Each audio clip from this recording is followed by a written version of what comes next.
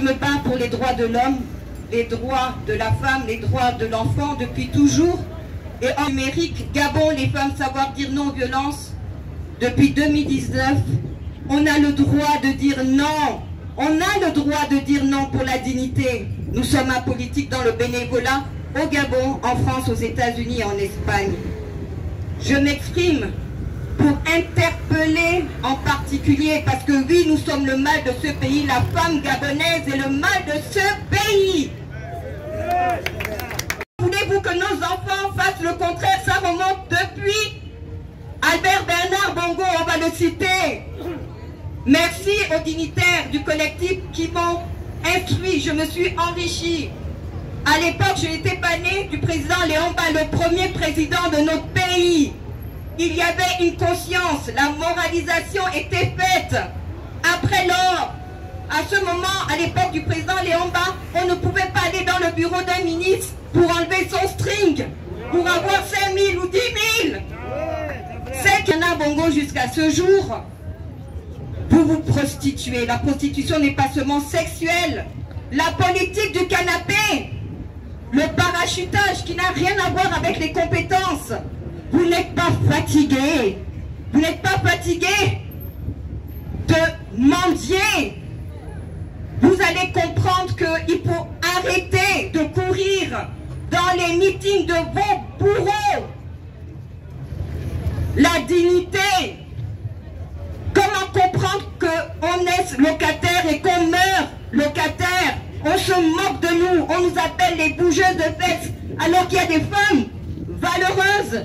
Ailleurs, vous auriez par jour un soutien, mais la transition que nous appelons, nous devons faire une pause. On doit mettre bas la terre pour que, ensemble, nous puissions pas refaire, mais faire notre pays. Arrêtez de vous taire, arrêtez de rester indifférents. Nous sommes concernés. Vous attendez qui? Oui, ils ont fait ci, ils ont fait ça. Et vous, que faites-vous? Nous sommes là. Nous sommes là, le collectif des sages, des notables, dignitaires de la nation. Mais vous, chacun de nous, et je l'ai fait avec Concorde gabonaise. Je l'ai fait, me voici, j'ai mis sur le côté ma candidature pour l'élection. Mais le moment venu, après la transition, une femme au mérite dirigeant ce pays. Akiba, Dibossi, les merci. Déclinez votre identité. Merci à les différentes chaînes qui ont bien voulu m'accorder cette tribune. Je vais vous présenter et ensuite répondre à vos différentes questions. Je suis Privat Ngomo. Les jeunes m'appellent le charismatique à cause des cheveux tressés. Mais je suis un homme politique qui peut également faire le bétoyen pour l'amitié. Voilà pourquoi on m'appelle le charismatique. Alors quel est l'objectif de cette rencontre?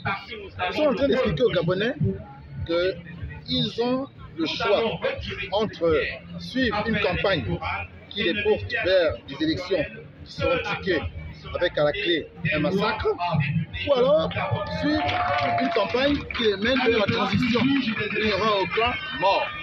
Là, nous savons depuis 1994 que toutes les élections se sont soldées par des morts. Nous voulons maintenant qu'il n'y ait plus de morts et nous pensons que la transition est la voie idoine, la seule voie pour y arriver. Alors quel est le message principal à lancer aux populations aujourd'hui? Nous disons aux populations que la campagne présidentielle a commencé hier. Donc, il faut que chaque Gabonais s'implique. Nous voulons que les Gabonais viennent à nos meetings, viennent aux marches qu'on va organiser, viennent à nos causeries, qu'on leur explique tout. Là, c'est un meeting, il n'y aura pas de questions-réponses. Mais on fait aussi des causeries. Venez à nos causeries, posez des questions, on vous expliquera. On va même vous remettre des flyers, c'est-à-dire des plans que vous pouvez regarder à la maison. Parler avec vos parents, avec vos amis, avec vos connaissances. Donc le message que nous envoyons aux Gabonais, c'est qu'il y a deux campagnes actuellement dans le pouvoir. Nous avons deux campagnes. Une campagne de ceux qui veulent vous amener aux élections pour vous tuer, car Ali Bongo, on ne va pas délivrer un certificat médical. Donc tout le monde voit qu'il est malade, qu'il a été. Donc si dans le certificat médical, républicain. Donc c'est sûr que ces élections-là sont truquées comme les précédents. Nous disons Gabonais, ne partez pas écouter les candidats à la présidence. Ne partez pas les écouter. Venez écouter des sages, ce type de sages que j'ai rejoints pour que nous puissions reprendre notre pays sans qu'il y ait de mort. Voilà le message fort que je veux passer aux populations gabonaise. Vous êtes suffisamment imprégné de la situation des Gabonais, de la souffrance des Gabonais. Que proposez-vous pour résoudre les différents problèmes? Si j'étais candidat, je pourrais répondre à votre question. Cette question me l'a posée quand j'étais candidat. Mais depuis que j'ai retiré, ce qui m'importe maintenant, madame, sans vouloir vous frustrer, c'est de convaincre les Gabonais qu'il faut qu'on ait la transition politique et pacifique. Quand il y aura cette transition-là, tous les Gabonais vont pouvoir maintenant venir proposer des suggestions. Il n'y aura pas que les candidats. On aura un forum citoyen. Vous viendrez, vous écouterez. Les Gabonais diront on veut ceci, on veut cela, on veut ceci, on veut cela. Chacun va apporter sa pierre. Mais il faut d'abord qu'on fasse la transition. Il faut qu'on se retrouve ensemble. Il faut qu'on reconstruise le pays. Et toutes les solutions viendront. Pas seulement les candidats, qui ne sont pas des superlogues. Mais de chaque Gabonais, il y a certainement une pierre à apporter pour construire notre pays. Merci. Bonjour.